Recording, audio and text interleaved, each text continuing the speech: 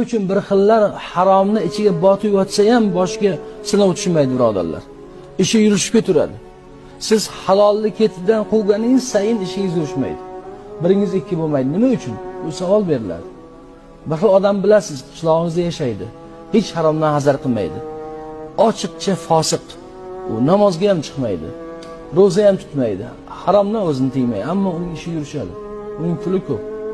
Siz namozdan qolmaysiz, roza tutasiz. Yaxshi musulmonsiz, ammo boshingizdan sinov arimaydi. Nima uchun?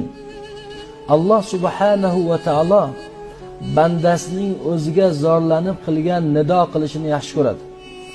Ey Alloh deb qiynalib qolganda ichidan chiqarib Alloh deyishini Alloh taolo yaxshi ko'radi bandasini.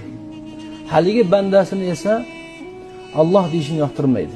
Biron marta Alloh demaslik uchun uning istidrojini chuqur qilib qo'yadi. Ya'ni unga sinov